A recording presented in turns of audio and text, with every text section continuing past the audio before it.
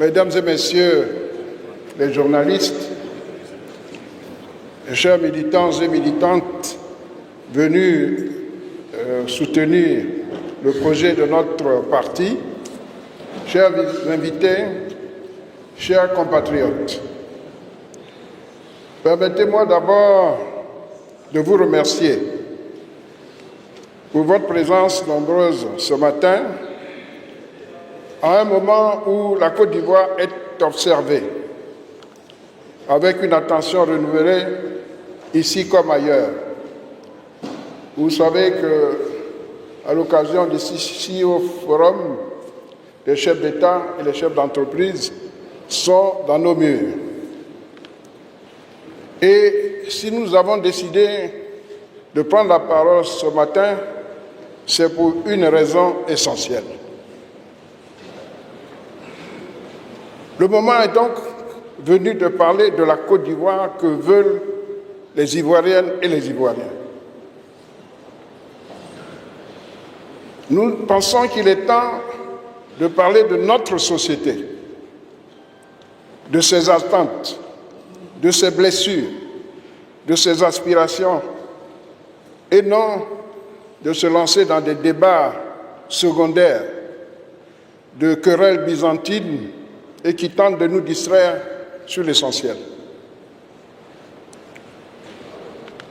Nous sommes dans notre pays à un tournant important. Notre pays, contrairement à ce qu'on nous fait croire, traverse une crise profonde. Et cette crise s'exprime de différentes manières. Une fragmentation sociale,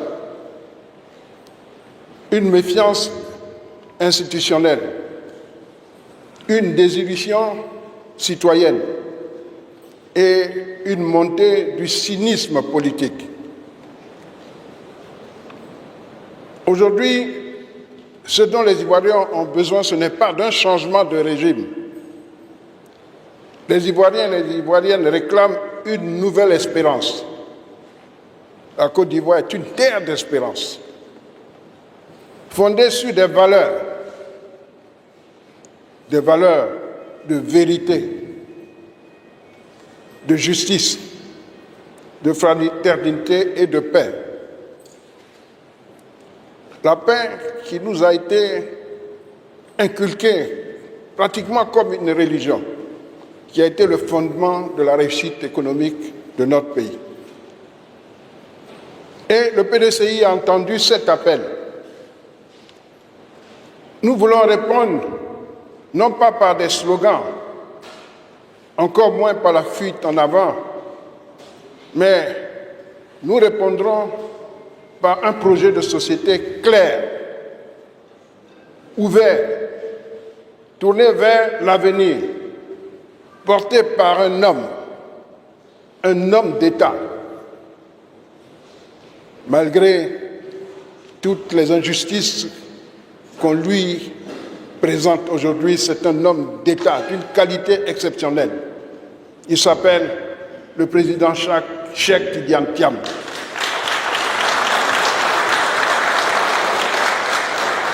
Dans d'autres cieux, on serait allé le chercher.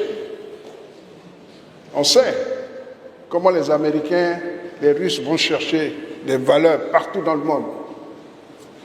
Tout à l'heure, peut-être qu'on en parlera. Notre candidat incarne une ambition présidentielle exigeante. C'est un monsieur d'une grande exigence.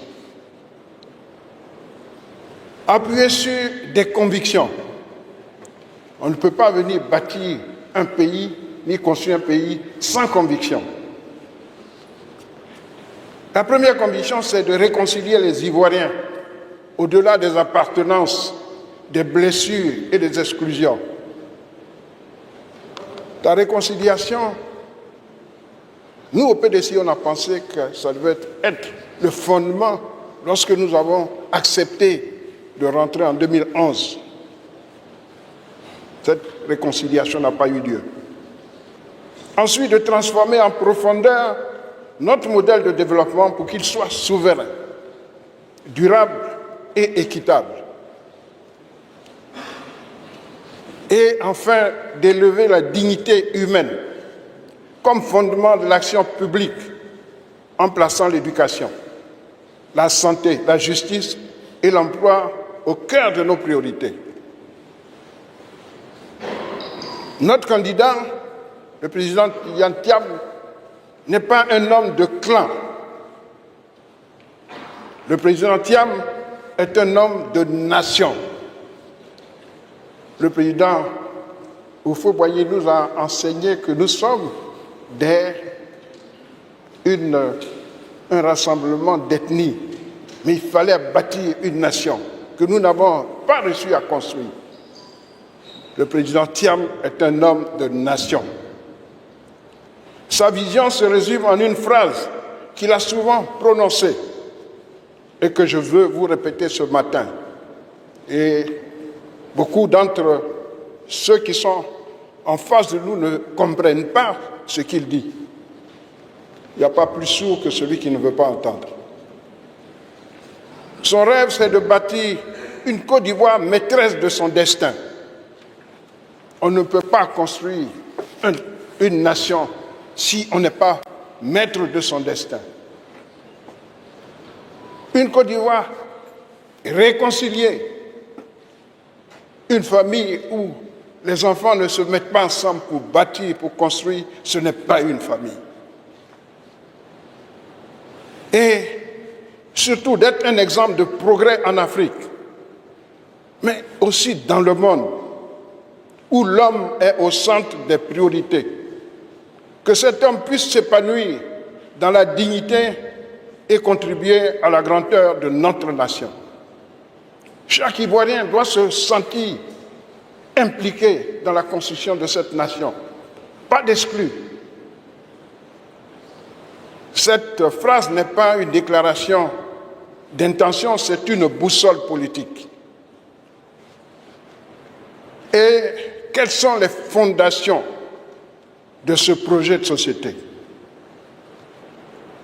Je l'ai dit tout à l'heure, elle repose sur la réconciliation vraie, mais fondée sur la reconnaissance, la justice, la mémoire partagée et non pas des simulacres de pardon ou des accommodements entre élites.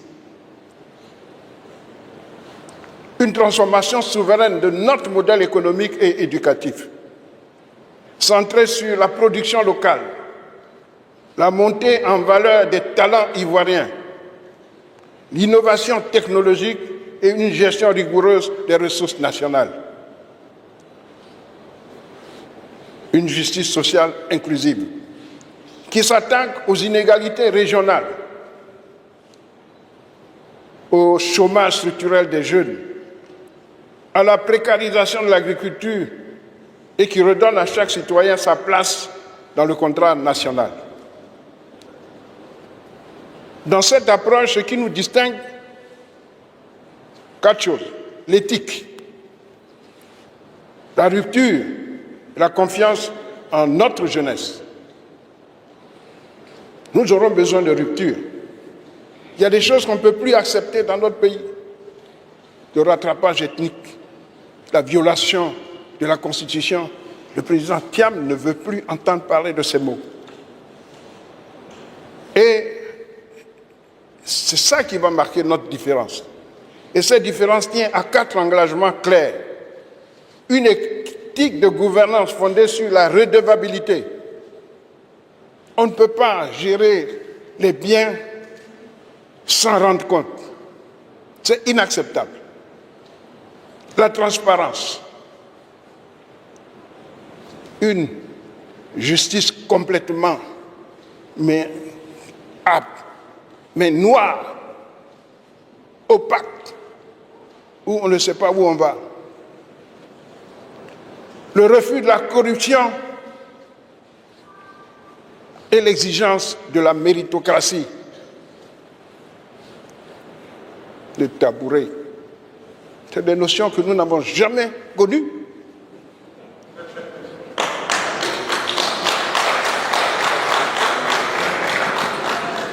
Oui, une volonté de rupture avec la politique de clientélisme et d'une dette sans vision. Une fois dans la jeunesse ivoirienne et une implication plus forte des femmes, non comme slogan, mais comme moteurs centraux du redressement. Il ne s'agit plus d'annoncer chaque année l'année de ceci, l'année de cela.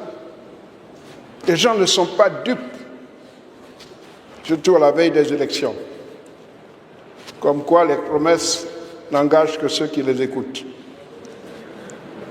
Mais une vision africaine et régionale assumée pour faire de la Côte d'Ivoire une force d'entraînement et non un bastion d'isolement.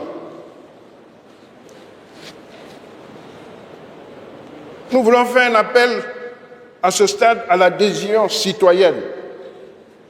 Parce que nous ne voulons pas venir imposer un projet, nous la soumettrons. Nous le soumettrons au jugement du peuple ivoirien. Parce que c'est avec les Ivoiriens et les Ivoiriennes, avec chaque citoyen, chaque village, chaque quartier que nous voulons construire cette nouvelle Côte d'Ivoire. Ce sera donc un projet de tous. Nous ne promettons pas le pouvoir, mais nous proposons un avenir. Cet avenir s'appuiera sur 6 piliers. Le premier pilier, la paix et la sécurité. Il a dit dans tous ces passages, nous voulons une Côte d'Ivoire en paix, à l'intérieur de ses frontières et en paix avec ses voisins. Nous ne sommes ennemis de personne, nous sommes amis de tout le monde. Il n'y a pas de tri à faire avec nos voisins. La préservation des relations fraternelles, respectueuses et pacifiques avec tous les pays de notre espace, en particulier avec ceux qui nous entourent. Le respect de nos différences et de nos valeurs respectives doit être la clé de notre enrichissement et de notre développement mutuel. En ce qui concerne le pilier, l'axe capital humain, nous voulons des citoyens ivoiriens bien formés et en bonne santé. Pour cela, il nous faudra réformer en profondeur notre système éducatif et de santé. Partout en Côte d'Ivoire où qu'on se trouve, la même qualité de soins et le même niveau d'éducation pour tous. On n'a pas besoin de venir s'enterrer tous à Abidjan pour avoir des soins de qualité, une éducation de qualité. Qu'on soit à Tanguerela, qu'on soit à Odiéné, qu'on soit à Bouaké, qu'on soit à Abidjan, tous, nous allons avoir accès à la même qualité d'éducation, à la même qualité de soins. Le médecin, le professeur est là. Tout un programme de réforme complètement de notre système de santé pour que la santé ne soit plus un luxe, que ce soit quelque chose d'accessible à tout le monde. Nous avons les moyens, nous avons les ressources, nous avons les médecins, on a tout ce qu'il faut pour le faire. Le président Thiam a insisté sur l'économie et l'équité. On ne peut pas passer son temps à parler que de croissance. Cette croissance, elle doit être partagée. Et l'économie et l'équité vont de pair. Nous aspirons à une société prospère, mais surtout équitable. Mais avec un secteur privé, des entrepreneurs nationaux, des champions nationaux, et qui tiennent l'économie de notre pays. Nous sommes un pays ouvert, mais dans chaque famille, même quand nous recevons, nous ne jetons pas nos enfants dehors. Notre pays est un pays ouvert, mais il devra créer des conditions et des règles claires pour que l'Ivoirien puisse maîtriser son économie, maîtriser la croissance, s'assurer que partout, chacun profite des fruits de cette croissance. Tout à l'heure, on a parlé de capital humain. On est heureux que tout le monde parle maintenant d'IDH. On disait qu'on ne fait rien avec ça. Mais vous avez écouté le dimanche, un directeur de l'administration est venu parler d'IDH, où on a fait des progrès. Bon, on est passé de avant-dernier à avant-dernier. C'est un progrès. Mais on ne peut pas faire des progrès en restant dans le trou. Nous ne méritons pas le niveau d'IDH que nous avons. Nous avons un niveau de croissance qui nous permet d'être à un autre niveau en rang. En 1999, nous étions 144e et dans le projet de société, nous allons rappeler à la Côte d'Ivoire d'où on est parti depuis 1999, où on a laissé la Côte d'Ivoire et où on nous a amenés. Il y aura des chiffres, des indicateurs, parce que c'est facile de faire de l'habillage, de faire ce qu'on appelle du maquillage. Mais à enlever le maquillage, vous allez voir ce qu'il y a en dessous. Nous avons tous les indicateurs qui sont rouges. Et quand ils le verront, ils sauront que nous savons. Et c'est une des raisons pour lesquelles ils ne veulent pas que le président Thiam y arrive. Parce qu'ils vont savoir ce que nous savons. Et on va le leur dire. Dans les piliers, nous avons une société que nous voulons construire. Et c'est Maître lui-même qui est en charge de cette nouvelle société. Elle est diverse, mais elle doit être inclusive, où les droits de chacun sont respectés. Et chacun peut faire entendre sa voix sans crainte. Que l'honorable Ndoumi, qui représente le parti, puisse s'exprimer sans qu'on le convoque à la police. Et que le président Thiam ne puisse pas avoir des problèmes dans son pays parce qu'il propose autre chose. Il aurait pu rester au niveau des grandes sociétés internationales, mais il a décidé de passer son énergie, son savoir à ses frères et ses sœurs. Cette société doit permettre à chacun de s'exprimer. Et surtout, une justice qui soit impartiale, respectueuse des libertés fondamentales. Une justice qui ne soit pas sélective et que les jugements vous rendent blanc ou noir en fonction de votre positionnement dans la société. Le président propose au niveau des nouvelles technologies que nous soyons leaders en matière d'évolution technologique. Il nous faut utiliser les nouvelles technologies pour améliorer le bien-être des populations dans tous les secteurs. Nous voulons améliorer notre productivité. Nous avons des chiffres sur où on doit aller. Comme dit le président Thiam, il n'y a pas de bon vent pour celui qui ne sait pas où il va. Nous savons où nous voulons amener la Côte d'Ivoire et son niveau de productivité. Les nouvelles technologies offrent des possibilités infinies de création de richesses et d'emplois. Il existe partout dans le monde des exemples de réussite. Il faut ce qu'on appelle une volonté politique d'utiliser cette technologie pour avancer. Nous avons, au niveau du développement durable, il faut que nous respections notre environnement, qui est l'une des plus grandes richesses. Aujourd'hui, avec l'orpaillage qui est clandestin, nous allons complètement désorganiser notre environnement, complètement les cours d'eau, la nappe phréatique complètement polluée, comme si il n'existe personne qui gouverne dans ce pays. Nos paysans meurent en buvant de l'eau polluée au cyanure et nous sommes indifférents comme si nous n'étions pas dans un pays organisé. Nous voulons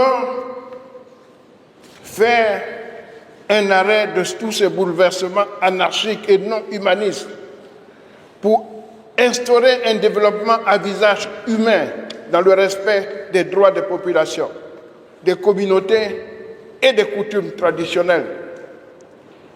Nous avons su le faire lorsque le PDCI était au pouvoir, comme nous l'avons montré avec le bouleversement pour la construction du troisième pont. Nous pouvons aussi réduire le coût de l'électricité à long terme en accélérant la transition énergétique par des investissements massifs dans les énergies renouvelables et la promotion des projets environnementaux. Nous pouvons passer toute la journée, parce que nous avons travaillé avec des centaines de spécialistes dont le PDCI dispose. Nous avons le plus grand vivier de connaissances dans ce pays. Nous avons les meilleures connaissances. Vous voyez, tous les projets qui sont réalisés ont été conçus dans les années 93-94. Et depuis, il n'y a pas eu de réflexion ni d'intelligence pour concevoir autre chose. Parce que la connaissance se trouve au PDCI.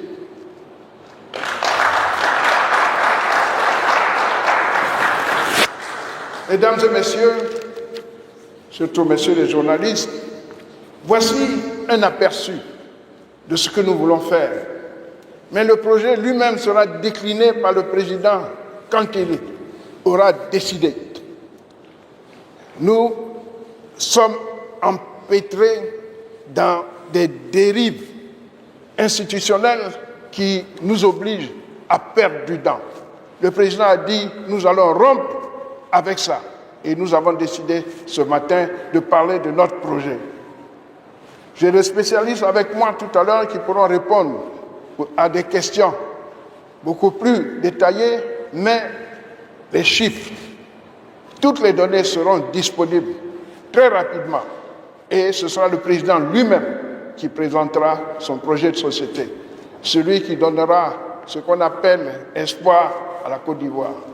Vive la Côte d'Ivoire, terre d'espérance. Et je vous remercie pour votre attention.